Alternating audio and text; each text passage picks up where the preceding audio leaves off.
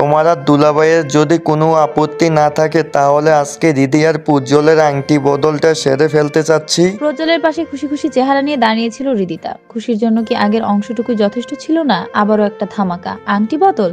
কিছুটা হা হয়ে গেল হৃদির মুখখানা। সারা রাতের নির্ঘুম আখি পল্লব বড় বড় হয়ে গেল। সুফিয়ানা, মাতিক সাহেব, নিপা সবাই বেশ খুশি ওসমান সাহেবের এই প্রস্তাবে। এ বিষয়ে কোনো অমত নেই তাদের, চেহারাটাই তা স্পষ্ট। তবে এত কিছুর মধ্যে প্রজ্জ্বল স্বাভাবিক। থুতনিতে এক হাত ঠেকিয়ে তীক্ষ্ণ দৃষ্টিতে সবকিছু পর্যবেক্ষণ করছে সে। ওর পাশে দাঁড়িয়ে থাকা হৃদিকে হঠাৎ একটা চিমটি কাটলো প্রজ্জ্বল। হৃদির অল্প হা হওয়া মুখটা বন্ধ হয়ে গেল। আকস্মিক হাতে চিমটি পড়ায় নাচাচামিচি করলেও কিছুটা ছিটকে দাঁড়ালো সে। মুখে একরাশ বিরক্তি নিয়ে প্রজ্জ্বলের দিকে তাকিয়ে ফিসফিসিয়ে বলল, কি হয়েছে? কি চিমটি কাটছেন কেন? প্রজ্জ্বলের দৃষ্টি এখন ওর মামার উপর। ওভাবেই তাকিয়ে আছে সে। তোর বাবা কি নেশা জাতীয় কিছু খেয়েছে রে? মাথা ঠিক আছে তো ওনার? প্রজ্জ্বলের কথা রেগে গেল হৃদিতা। কটাক্ষ করে বলল, আপনার কোনো কিছুতেই ভালো নেই। সব সময় আব্বুর পিছে লেগে থাকেন, কিসের জন্য? প্রজ্জ্বল ঠোঁট বাঁকিয়ে হালকা হাসলো একটু। থুতনি থেকে হাত নামিয়ে হৃদির দিকে তাকালো। হৃদিও প্রজ্জ্বলের দিকেই তাকিয়েছিল। বিধায় চোখাচোখি হয়ে গেল। রাগ উবে গেল হৃদির। লজ্জাসিক্ত আখি নামিয়ে নিল সে। ঠোঁটের কোণে খেলে গেল মুচকি হাসি। আতিক সাহেব, সুফিয়া নাম কারো কোনো আপত্তি না থাকায় আজকেই ছোট করে প্রজ্জ্বল হৃদির আংটি বদল হয়ে গেল। পুরো মুহূর্তটা নিষ্ঠুপ ছিল প্রজ্জ্বল। হৃদির অনামিকা আঙুলে আগে থেকেই প্রজ্জ্বলের দেয়া আংটি ছিল। আংটি বদলের সময় প্রজ্জ্বল সেটা খুলতে দেয়নি। হৃদির মধ্যমা আঙুলে আংটিটা পরিয়ে দিয়েছে সে। আগে থেকে উৎসব মুখর পরিবেশটা আরো কিছুটা উত্তেজিত হলো। চারদিকে ব্যস্ত মানুষগুলোর ক্লান্তি উবে গেল। কেমন একটা মাতাল হাওয়া বইতে শুরু করলো হৃদির মন প্রাণ জুড়ে। হৃদস্পন্দন বেড়ে গেল হঠাৎই। আচ্ছা, খুশির মুহূর্তগুলোতে বুঝি হৃদস্পন্দন বেড়ে যায়? যায় হয়তো। বেশ অনেক মাস কেটে গেছে। সময় তো কারো মুখাপেক্ষী নয়, তাই থেমে থাকাটার নয় সে। আপন গতিতে নিজ ইচ্ছায় অতিবাহিত হয়ে চলেছে। হৃদির উচ্চ মাধ্যমিকের রেজাল্ট বেরিয়েছে দিন কতক আগে। A+ পেয়েছে সে। অ্যাডমিশনের জন্য প্রজ্জ্বল কোচিং এ ভর্তিও করে দিয়েছে। প্রজ্জ্বল নিজেও ব্যস্ত হয়ে পড়েছে আজকাল। নিজের ক্যারিয়ার নিয়ে ভাবতে শুরু করেছে। নিজের বিজনেস থাকলেও এই মুহূর্তটা পুরোপুরিভাবে পড়াশোনার পেছনে লাগিয়েছে প্রজ্জ্বল। কারণ কিছুদিন পর হৃদির দায়িত্ব নিতে হবে ওকে। বাবা, মা, হৃদি, নিজের ক্যারিয়ার সব মিলে অতিরিক্ত ব্যস্ততায় চলে যাচ্ছে প্রজ্জ্বলের দিনকাল। নিপার বিয়ের পর মাঝখানে একবার ওসমান সাহেব হৃদি প্রজ্জ্বলের বিয়ের কথাটা তুলেছিলেন, কিন্তু বাদ সেজেছিল প্রজ্জ্বল। নিজে প্রতিষ্ঠিত না হওয়া অবধি কিছুতেই এখন বিয়ে শাদী করবে না সে। বরাবরই নিজের জেদে অটুট সে। ওসমান সাহেবও হার মেনে নিয়েছেন নিজের ভাগ্নের কাছে। দেরিতে বিয়ের ব্যাপারটা মেনে নিয়েছেন তিনি। আর প্রজ্জ্বলের নিজের ক্যারিয়ারের এত আগ্রহ সৃষ্টির কারণে বেশ খুশিও হয়েছেন তিনি। মাঝে মাঝে টুকটাক প্রজ্জ্বলের সাথে ফোন আলাপ, প্রজ্জ্বলের পড়াশোনা নিয়ে কড়া শাসনে হৃদিরও দিন পার হয়ে যাচ্ছে। প্রজ্জ্বল এত ব্যস্ততার মধ্যে হৃদিকে যথেষ্ট সময় দেয়। মাঝরাতে সবার অগোচরে হাঁটতে নিয়ে যাওয়া, সপ্তাহে এক আধবার ঘুরতে বেরোনো, কিছুটা খুনসুটি, সব মিলিয়ে ভালোবাসাটা আরো বেড়েছে। হৃদিকে কোচিং এ দিয়ে আসা, বাসায় পৌঁছে দেওয়া সবকিছুই প্রজ্জ্বল করে। তবে দিন কতক আগে প্রজ্জ্বল চট্টগ্রাম গিয়েছে। পরীক্ষা শুরু হয়েছে ওর। একেবারে না গেলেই নয়, তাই বাধ্য হয়ে যেতে হয়েছে প্রজ্জ্বলকে। তবে দিনে হাজারবার ভিডিও কলে হৃদিকে আসতে হয়। সময় পেলে হৃদিকে কল লাগায় প্রজ্জ্বল। একটু আগে কোচিং ক্লাস শেষ হয়েছে হৃদির। গত দুদিন থেকে বিকেলে কোচিং ক্লাস। আজকেও সন্ধে নামবে করছে। হৃদি রাস্তার ধারে দাঁড়িয়ে একটা রিক্সা ডাকার জন্য হাঁক ছাড়ার আগে কেউ পেছন থেকে ডেকে উঠলো ওকে। হৃদি রিক্সা ডাকা বাদ দিয়ে পেছন ঘুরে তাকালো। তমা ডাকছে। হৃদির কোচিং ফ্রেন্ড তমা। তমার পাশে দিশাও আছে। ওদের দুজনের সাথে হৃদির কোচিং এ পরিচয়। বেশ ভালোই সম্পর্ক তৈরি হয়ে গেছে ওদের তিনজনের মধ্যে। হৃদি মৃদু পায়ে তমার দিশার কাছে গেল। শরীরটা কেমন তালগোল পাকাচ্ছে সকাল থেকেই। আবারও সেই মাথা ঘুরানো। শরীর দুর্বল দেখা দিয়েছে। হৃদি কাউকে কিছু বলে না এই ব্যাপারটা। স্বাভাবিক মনে করে এড়িয়ে গেছে এতদিন। তবে আজকাল একটু বেশি শরীরটা খারাপ দেখা দিয়েছে।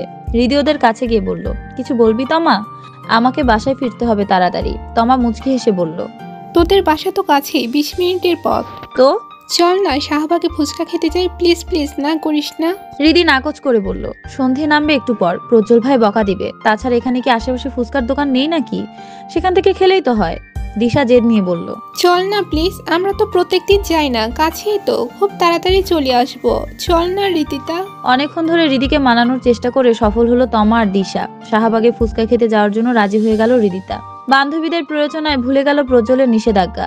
শাহবাগে বেশ কিছুক্ষণ ঘোরাঘুরি, আড্ডা দিয়ে ক্লান্ত হৃদিতা সহ ওর বান্ধবীরা। ঘড়ির কাঁটা ধরে এখন রাত 9টার কাছাকাছি। ফুচকা, টঙের দোকানে চা, রেস্টুরেন্ট ঢুকে বিরিয়ানি, হাঁটাহাঁটি সব মিলিয়ে কখন এত রাত হয়ে গেছে বুঝতে পারেনি হৃদিতা। বাসায় ফেরার সময় টাইম দেখতে গিয়ে খেয়াল হয়েছে রাত 8:30 তখন।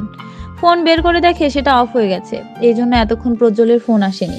রিকশায় বসে বসে নিজেকে হাজারখানিক গালি দিচ্ছে রিদিতা।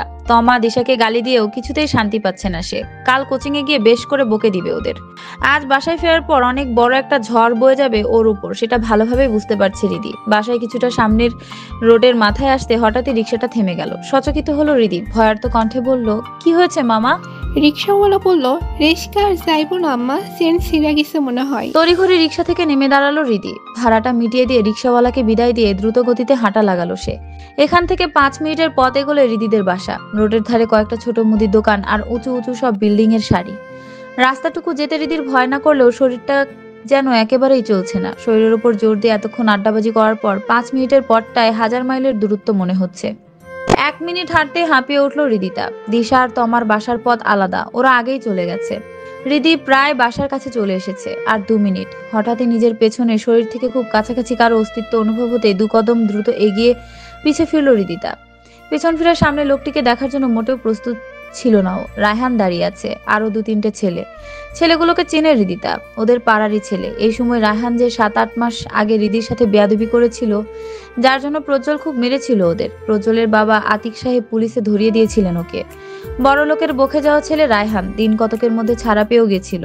এই কয়েক মাসে তার দেখা পাওয়া যায়নি অবশ্য, কিন্তু আজ হঠাৎ করে রিদির সামনে আসায় বেশ ভয় পেয়ে গেছে রিদি। রায়হান বলল, কেমন আছিস রিদিতা, দিনকাল কেমন যাচ্ছে? রায়হানের স্বাভাবিক কথাবার্তা রিদির ভয়টা আরো বেড়ে গেল। শুকনো একটা ঢোক গিলে বলল, ভালো আছি রায়হান ভাইয়া, তুমি কেমন আছো? রায়হান বলল, ভালো আর থাকি কি করে, তোর প্রজ্জ্বলের জন্য আমার ভালো থাকাটা আর হয়ে উঠল না। নিজেকে এত আটকানোর চেষ্টা করেও আটকাতে পারলাম না। তার হৃদরানীর ওনা ছুঁয়ে দেখার অপরাধে খুব মেরেছিল। দাগগুলো মিশে গেছে হয়তো, কিন্তু মনের ভিতরে শত্রুতার আগুনটা নেভাতে পারিনি। আজ যখন সুযোগটা পেয়েছি তখন কিছু একটা সারপ্রাইজ তোকে দেওয়া দরকার।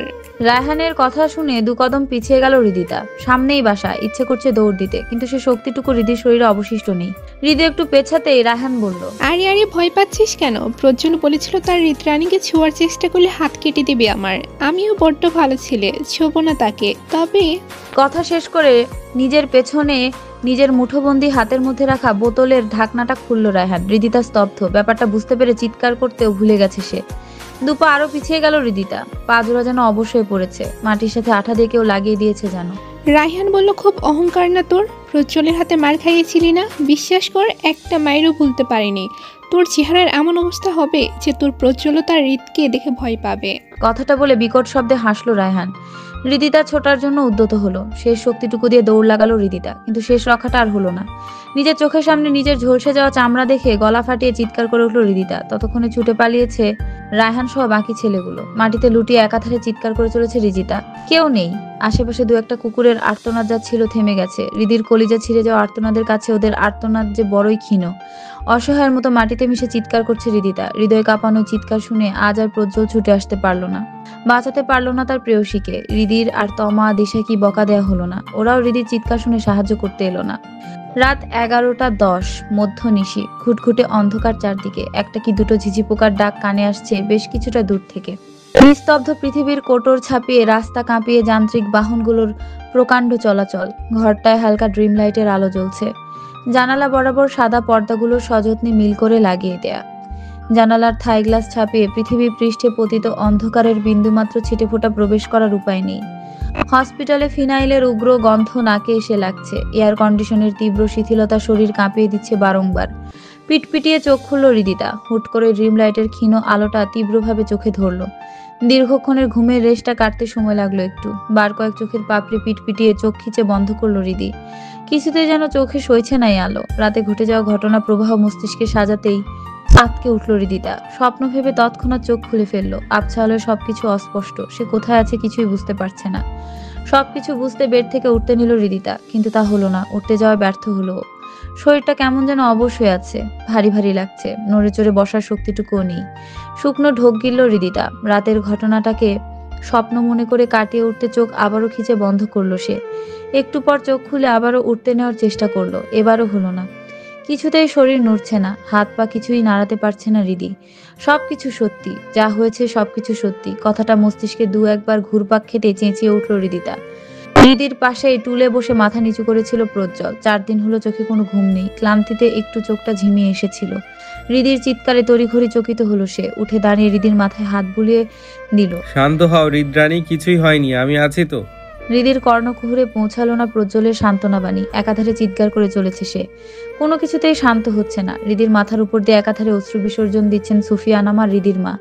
পাশে নিস্তব্ধ হয়ে দাঁড়িয়ে আছেন আতিক সাহেব আর ওসমান সাহেব। মেয়ের আহাজারি চিৎকারে কলিজা ছিঁড়ে যাচ্ছে ওসমান সাহেবের।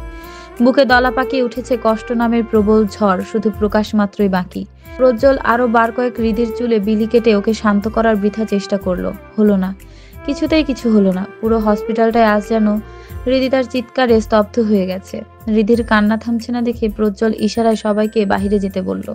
একে একে সবাই বাহিরে চলে গেল। হৃদিতার মা মুখে আঁচল চেপে কান্না আটকানোর বৃথা চেষ্টা করে তিনিও বেরিয়ে গেলেন। সবাই চলে যেতে হৃদিকে শক্ত করে জড়িয়ে ধরল প্রজ্জ্বল। আধশোয়া করে বুকে মাথা চেপে ধরে বারংবার অধর ছুঁয়ে দিতে লাগলো মাথায়। হৃদরানী, তুমি বিশ্বাস করো না আমায়? আমি বলেছি তো কিছুই হয়নি, কিছুই হয়নি তোমার। তুমি না শক্ত একটা মেয়ে, এত সহজে ভেঙে পড়লে হয়? আমি পাশে আছি তো তোমার। দেখো, তাকাও আমার দিকে, তুমি একদম ঠিক আছো। কয়েক মিনিট পরে হৃদির কান্না থামলো, হাঁপিয়ে উঠেছে সে। কান্না করার শক্তিটুকু আর নেই। শরীরের ভারটা প্রজ্জ্বলের উপর পুরোপুরিভাবে ছেড়ে দিল হৃদিতা। হেঁচকি উঠে গেছে, প্রজ্জ্বলের শরীর কাঁপিয়ে হেঁচকি তুলছে সে। ঘাড়ের কাছে পানি জাতীয় কিছু অনুভব হতেই সজ্ঞানে এলো হৃদিতা। বুঝলো প্রজ্জ্বল কাঁদছে। শক্তিহীন গলায় হৃদিতা মিনমিনিয়ে বলল, কাঁদছেন কেন আপনি? প্রজ্জ্বল প্রতিউত্তর করলো না। কিছুক্ষণ ওভাবেই প্রজ্জ্বলের বুকে নিথর দেহ এলিয়ে পড়ে রইল হৃদিতা। প্রজ্জ্বলের হৃদস্পন্দনের ধীপ ধীপ আওয়াজ বড্ড প্রশান্তি দিচ্ছে, যেন ঘুম পাড়ানি কোনো গান মনে হচ্ছে। কিছুটা সময় পেরিয়ে গেল ওভাবে। প্রজ্জ্বলের কান্নার রেশ বেড়েছে। হৃদির আর সহ্য হচ্ছে না। প্রজ্জ্বল তো কাঁদে না, চোখের সামনে বীভৎস কোনো ঘটনা ঘটলেও প্রজ্জ্বল কাঁদে না। আল্লাহ যেন সহ্য শক্তিটা একটু বেশিই দিয়েছে। কিন্তু আজ কাঁদছে কেন প্রজ্জ্বল? হৃদি অস্ফুট স্বরে বলল, আমার কি মরে যাওয়া উচিত এখন? বলুন না প্রজ্জ্বল ভাই, আমার বীভৎস চেহারা নিয়ে কি মরে যাওয়া উচিত? সবাই কি আমাকে দেখে ভয়ে আড়ষ্ট হয়ে যাবে? আপনি কি চলে যাবেন আমার জীবন থেকে? প্রজ্জ্বল আরো শক্ত করে হৃদির মাথাটা চেপে ধরলো বুকের সাথে। মেয়েটার আহাজারি যে কিছুতেই আর সহ্য হচ্ছে না। এক হাতে পকেট হাতড়ে নিজের ফোনটা বের করলো প্রজ্জ্বল। ক্যামেরা অন করে হৃদিকে মৃদু স্বরে ডাকলো। হৃদরানী, তাকাও এদিকে। হৃদিতা তাকালো না। তাকালেই যেন বীভৎস কিছু একটা সামনে চলে আসবে ওর। প্রজ্জ্বল আবারও ডাকলো। হৃদরানী। হৃদিতা এই ডাক চেনে, খুব করে চেনে। এ ডাকে যে সত্যতা আছে তা জানে হৃদি। প্রজ্জ্বলের বুক থেকে মাথা না তুলে হালকা করে ঘাড় ঘুরালো সে। চোখে ফোনের তীক্ষ্ণ আলোটা লাগতেই চোখ জোড়া একটু ছোট ছোট হয়ে এলো। পরক্ষণে নিজের চেহারা দেখে থমকে গেল হৃদিতা। মুখে অ্যাসিড অ্যাটাকের কোনো দাগ নেই, গলাতেও নেই। নিজের ডান হাতটা মুখে রেখে ছুঁয়ে ছুঁয়ে দেখতে লাগলো হৃদিতা। হৃদির মনে পড়লো ও চোখের সামনে ঝলসে যাওয়া হাতের চামড়াগুলো দেখছিল, সব গলে গলে পড়ছিল। হৃদি ঘাড় ঘুরিয়ে নিজের বাঁ দিকে তাকালো। মোটা পুরো ব্যান্ডেজ ওর বাম হাত জুড়ে। দরজা ঠেলে ভেতরে এসে হৃদির কাছে কেউ দাঁড়াতেই আশেপাশে চোখ বুলিয়ে নিল হৃদিতা। নার্সের পোশাক পরিধান করা মেয়েটার চেহারা অন্যরকম, গায়ের রং ধপধপে ফর্সা। হৃদি চমকালো, আশেপাশে তাকিয়ে বোঝার চেষ্টা করলো জায়গাটা কোথায়।